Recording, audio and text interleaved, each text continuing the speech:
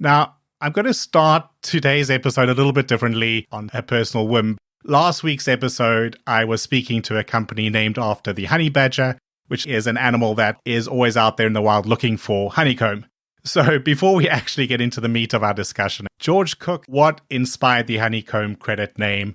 So without giving too much away about the business model, we have a community-sourced capital model for small businesses. And so in grad school, when one of my co-founders and I were brainstorming on how to put a name to this concept, we kept coming back to bees building a hive together.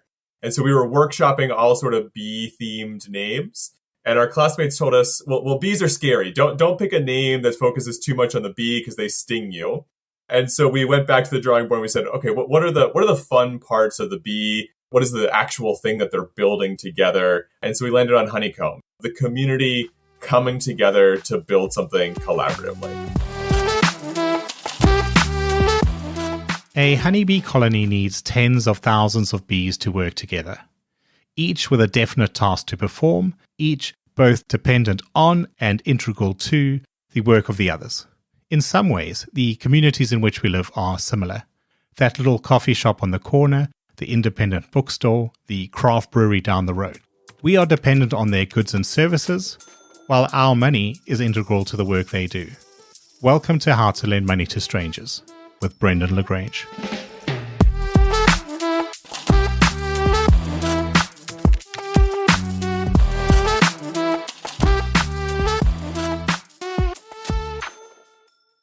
George Cook, CEO and co-founder of Honeycomb Credit. Welcome to the show. Thanks for having me, Brendan.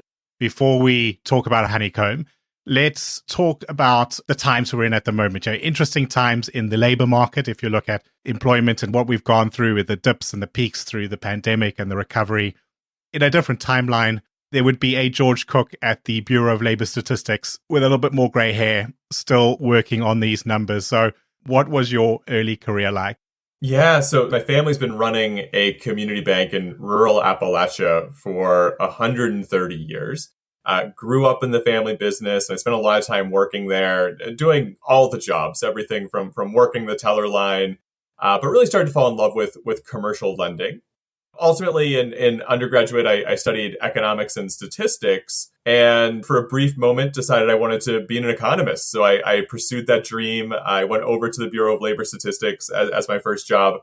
I was, as near as I can tell, the only economist in the entire US government who was studying labor data in China, which is a pretty big problem to tackle. And so I was getting calls from senators' offices and congressmen's offices and lots of media inquiries about the data we were putting together.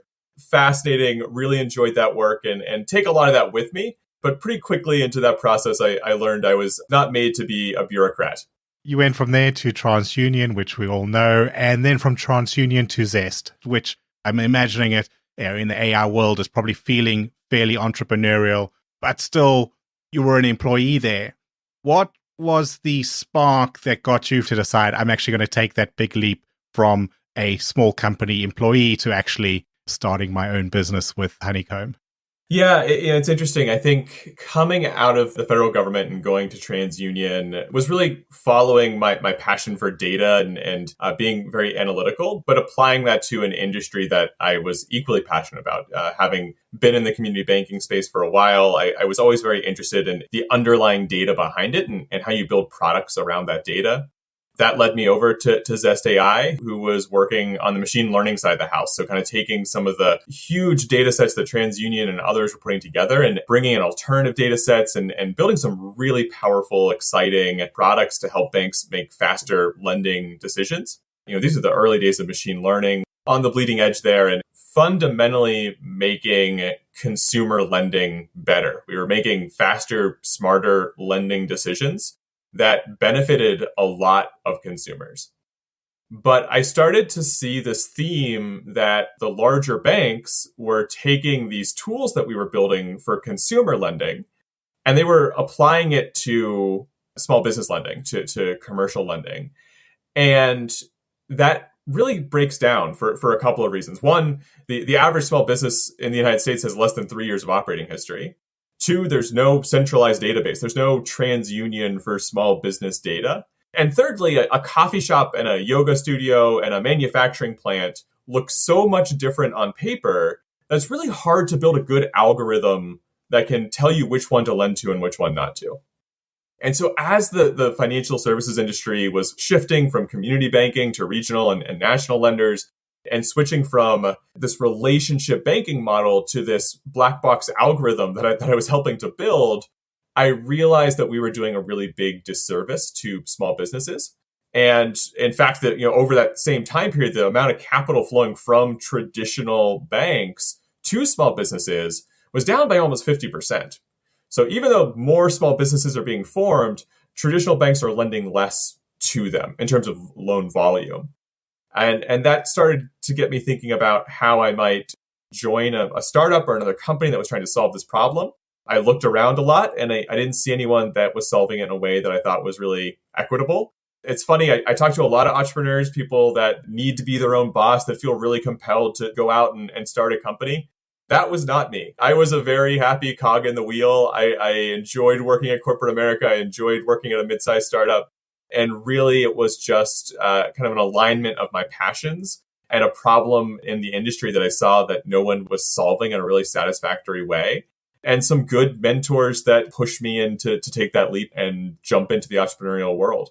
Well, let's pick up from that then, because obviously when you do speak to some of these entrepreneurs who had this sort of glorious vision of what it would be like to be a founder, who had this childhood dream of getting into entrepreneurship, even with them, when you talk about those early days of building a business, they'll talk about sort of the crashing down to reality of how difficult it is actually to get a business off the ground. But as a slightly reluctant entrepreneur, a huge problem, enough to motivate you to take this big risk. But then practically speaking, as you started to try and get Honeycomb off the ground in those early years, what was that founder experience like? What did you learn trying to build a business and get it going? I don't know if I could have just jumped straight into the deep end. I dipped my toe in and sort of did it in a very slow, methodical way. I had the great fortune of meeting one of my co-founders while we were in grad school. And I was coming from this kind of big macroeconomic perspective, just very frustrated about the small business lending environment. Meanwhile, Ken was coming from it as a small business owner. So while we were in grad school together, he was running a chain of coffee shops, trying to get an SBA loan, a small business administration loan for his coffee shops, and was having a really hard time doing it. Former investment banker, Ivy League MBA, really smart guy who was having a hard time navigating this very Byzantine, red tape burdened industry and getting himself a bank loan. And so we sort of put our heads together and started to think through what a solution might look like. And it really started as an academic exercise. We had a marketing class, and one of the professors said, well, pick a startup idea that you might want to try and test out the market sizing concepts we learned in this class. And so we did it. And then we took a startup class, and we took a strategy class, and we started to just build on it. And every class we took, we said, oh, the market's really big. Oh, the strategy seems to work really well. The partnership focus, this is going to tie in really well to the existing ecosystem. It just started to check a lot of boxes of these frameworks we were learning in business school together. And by the end of business school, we were at this crossroads where we both had attractive job offers in the financial services industry. Or do we go and take the leap and start Honeycomb? And we had a professor who pulled us aside and basically said, if you start Honeycomb, I will be the first check into the business. That was the confidence building and the motivation to take that leap and start it. And from there, we went into an accelerator program and built the product and got the myriad regulatory approvals we had to get it up and running. And it's been a journey from there, kind of a 6.5-7 year journey at this point. You're the sixth generation of community bankers in your family. Honeycomb, the very name you described at the start, is all about community, but you've brought that forward to the modern day and what it means with current technology. So before we get into the nuts and bolts of the products as such, how do you create and nurture the sense of community within the product, within the philosophy? In a world where it's so easy to click 3 buttons on your mouse and have something delivered to your house, but through Amazon, how do we make sure that we're continuing to foster and build that community that is literally right out our front doors? And so for us, it is helping business owners really activate this community of customers and fans and neighbors that they already have, and level up those customers and turn them into evangelists for their business by getting them on board, getting them literally invested in the long-term success of these businesses. Maybe let's talk about that in practical terms. When you talk about helping the customers becoming sort of participants in these businesses, what does that actual product look like? How is the lending happening? Yeah, so Honeycomb is a community-sourced capital platform for small businesses who are looking to raise expansion capital to take their business to the next level. These are typically brick and mortar, main street small businesses, independently owned small businesses. But we also work with some e-commerce businesses as well, where their community might be more virtual, but still a very strong community. And so the way the experience looks and feels for a user, a business owner comes to Honeycomb, they apply online. They are submitting financial information, not dissimilar to what they're submitting to a bank or a traditional lender. We've got a pretty rigorous due diligence process. So we're vetting each of these businesses. We're evaluating their past financials. We're evaluating their business plan. And then if they're approved, we will invite them onto the Honeycomb platform. We will work with them to build a campaign page to share their offering with the world. It's not totally dissimilar from a Kickstarter or an Indiegogo campaign page. But really, the whole idea here is that instead of donating $100 and hoping that the t-shirt comes in the mail, you're investing $100 or $1,000 and earning a really nice competitive return, while at the same time supporting a business owner that has some meaning to you. Maybe it's a demographic group you want to support. Maybe they're in your local community. Maybe they're your favorite butcher, whatever it might be. But really allowing individuals to earn a return, but to put their money to work in a way that is meaningful for them. You mentioned there the vetting, and I think what's key is we think of Kickstarter, it's got a checkered history in terms of what products and services get put up there. And sometimes the story can become the only focus, and how motivating is that story for me to get involved? But we don't always know whether there's actual screening happening in the background. And I saw some comparisons between yourselves and other players in this sort of broader space. And one of the things mentioned was the sort of level of vetting that happens, perhaps somewhat linked to your history in the credit world. But talk to me a little bit about how you screen the providers to make sure that the loans that they're taking are, well, I guess, fit for their purposes, but also to protect those that are putting the money in. What I realized when working in commercial lending at a small community bank is that when the small business comes to that community bank, whether consciously or subconsciously, the lender who is making the lending decision knows that business. They know if they open their shop on time. They know if they've shoveled their sidewalk in the winter. They know if the bakery makes a good baguette, right? And that information is working its way into the underwriting process. Now, that's not to say that the financials aren't important. The financials are critically important. And I think too often in the world of lending, people say, let's just do qualitative lending. Let's just evaluate if the baguette is good, or let's just look if the books are good. But the reality is, to get a full holistic picture of the risk of a business, I believe that you have to look at both of those things. And I believe that in this consolidating banking industry that we have, it's really hard to get that qualitative data in a scalable way. It's hard to have boots on the ground in every corner of the country. It's hard to have this huge branch footprint that you're going to support. So instead, Honeycomb's secret sauce is not so secret. We're talking about it on a podcast, is this idea that if you can get local people who know the business the best to vote with their wallet, it creates this whole new element of bringing that qualitative data to bear, but only if they've passed certain quantitative thresholds. And so, specifically, we look very closely at past financial performance.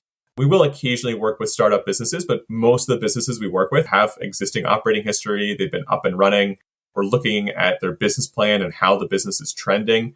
We're making sure they've got a clear head on their shoulders and a path to repayment. Looking at debt service coverage ratios and total debt burden of these businesses. We're also taking into account some variables that others aren't looking at. So we are looking at online social media engagement for two different reasons. One, we want to make sure we're bringing businesses to the platform that have a network that they can tap into and are going to be successful. We want them to be successful and they want to be successful. We want to make sure we have a good user experience. But we also have identified that that's a really powerful risk indicator. Quality and volume of online reviews, quality of a customer engagement in digital spaces. It actually is helping to determine the risk of these businesses side by side with the more quantitative before we open it up fully to the crowd to vote with their wallets. If you think about the work you've done with Honeycomb, the loans that you've empowered, the funds that you've helped move to businesses, what are some of the impacts you've seen? What are some of the good success stories that people can look to? Yeah, it's really interesting because one of the discoveries we had is raising capital this way, raising capital from local community members is not just unlocking loans to populations that might be having a hard time getting loans from traditional sources. But it turns out to be really catalytic for these businesses at the same time because there's a pretty dramatic behavior change. If you can tell your story in a really authentic way and share with the world what it means to open that new location or to buy that food truck or to get this new piece of equipment so you can launch a second product line, and you can talk about what that means, not just to the business, but to you personally as an entrepreneur, to your family, and share that message with your fans and your customers, they're going to come along on that ride with you, right? And many of them will financially come along on that ride with you by literally investing in the campaign. But we also find that a lot of people just emotionally come along on that ride as well. So by the end of a campaign, we're finding that these businesses now have dozens, if not hundreds of people who are coming along on that ride with them. And that's turning into real revenue for these businesses. The average Honeycomb customer is growing at about 10 to 15% a year before they come to Honeycomb. The year after they run a campaign, that growth rate is jumping to 60%. So it really is activating the local community. But beyond that, we're helping them build their digital presence. Online reviews are doubling year over year. Google News media mentions are going up 80% year over year. So they're really helping to build this digital footprint. They're really helping to tell their story in a way that resonates with the community, which is so important for these businesses to take that next step. That's been this tremendous unlock for us, that it's not just the fact that we're able to activate capital in places that are often unable to get capital, but we're really able to help businesses get to that next level with the capital. I've seen you on LinkedIn sort of out and about, working in the brewery, sort of seeing what your customers are up to and really getting your hands dirty there. What's the kind of philosophy there for you and your staff in terms of meeting the customers where they are? For us, it's so critically important to understand the customer and what their day-to-day looks like, because the people we're selling to are often the same people that are in the kitchen flipping the hamburgers, right? These are owner-operated businesses. They are busy. It's literally in the name, right? The business is busy, right? They have a lot on their plate, literally and figuratively. And so for us, we have a philosophy to make sure that we're getting out and talking to our customers as much as humanly possible. We call it Mojito. Nothing important happens in the office. And once a quarter, all of our employees have to get out and shadow a business owner for a day. Just follow a business owner around. The last quarter, I shadowed one of my favorite restaurants, and I showed up, and it turns out the host had called in sick. And the business owner said, well, today was supposed to be my back office day. So George, you're the host. So I sat 200 tables. I was going. And that's a day in the life, right? When we're calling that business owner, they're literally sitting at a table because their host showed up sick. We get so many really authentic learnings by getting out, sitting, standing, working side by side with business owners that hopefully help us create a better product to be really true to our mission, but also to make sure that we're building it in a way that resonates and can help these businesses grow and thrive. One of the common criticisms, sort of almost cliche, of the banking setup in a traditional world would be that restaurant owner who knows running a restaurant so well, who can do every job there is in his restaurant, when he has to go to the bank, he's then got to go and walk into a completely alien world where nobody understands what he's doing, and they just want to look at the financials, and it's quite intimidating and highly stressed. So by using the community, by becoming part of the community, you break down those walls, and then people can talk a little bit more about what they need without their sort of fish out of water feeling that you would get if you go into sort of a marble floored bank in the traditional world. Obviously, though, you talk about these increases in growth, 10% to 60% growth. It's always great for a business owner to do that, but we're in pretty rocky economic times at the moment. So more than ever, businesses want to have all engines firing here to make sure that they can survive these tricky times.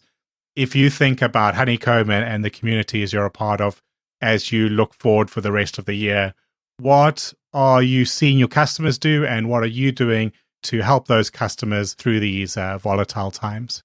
It's still, believe it or not, hard to find labor. There's still labor shortages for a lot of independent businesses. Costs are continuing to go up. And at the same time, their customers are more jittery than they have been and are being more thoughtful about saving and spending less money out. So it's a tough time for business owners. From our perspective, there's a couple of things that we think about. One is, how can we foster a community amongst our alumni businesses, so people that have raised money on the Honeycomb platform? How can we get them to share best practices with each other? I am not going to be able to offer advice to restaurateurs on how to better market their restaurant. However, other restaurateurs might be able to do that. And so creating opportunities and content for business owners to talk amongst each other, share best practices, to vent a little bit. But beyond that, from a macro perspective, at the first whiff of recession, the first lending that banks cut back on is small business lending. And we've already seen that happen, that banks are just not lending to businesses right now. What that means is you have a lot of super prime businesses, a lot of really, really creditworthy small businesses who might have a very long existing relationship with their traditional lender, but they can't rely on that relationship right now. They might be finding creative ways to grow through this downturn, but they don't have the capital to be able to do that. And so it's a challenging time for small businesses. But at the same time, there are winners out there. There are businesses that are finding ways to grow and evolve and keep taking steps forward through these challenging times. And the reality is they just don't have a lot of sources of capital to be able to make those pivots. So there's some interesting opportunities for Honeycomb to step up. Yeah, and I was just thinking of this as you were talking there, but it probably comes down to some extent about who are you important to. And as a small business looking for maybe $10,000, $50,000, $100,000 even, you're not that important to a big bank. So as a big bank looks to pull back, they're not worried about whether they can give $50,000 here or there. But you're really important to that community you're part of. They value you for being there and providing the business. So also when we think about cost-benefit discussions that are happening in the back of people's minds, you want to be talking to somebody who values you, and your community is foremost there. So it'd be really interesting to watch how that develops. Obviously, for everybody involved, a slightly tricky time with the promise of better times ahead. But great to hear what's happening, and really just great to hear such impacts coming through from credit. It's not always an industry with the cleanest of reputations and the best of impacts on its customers. So it's always nice to hear the sort of proper use of credit as a tool to build businesses that people appreciate, to keep jobs and money in local economies. More so than ever now when times are tough. So George, thank you so much for your time. If people want to become a part of these communities, if people want to learn about Honeycomb, read some of the case studies, some of the content you put out there, where are the good places for them to go and follow your story and to learn more? Yeah, you can check us out at honeycombcredit.com. Perfect. And I'll put that link in the show notes as well. George, once again, thank you so much for your time. Thanks for having me, Brendan. And thank you all for listening. Please do look for and follow the show on your favorite podcast platform, and share the updates widely on LinkedIn, where lending nerds are found in our largest concentration. Plus, send me a connection request while you're there. This show is written and recorded by myself, Brendan LaGrange, in Brighton, England, and edited by Fina Charlson of FC Productions. Show music is by I Am Wake, and you can find show notes and written transcripts at www.howtolendmoneytostrangers.show or just www.htlmts.show, and I'll see you again next Thursday.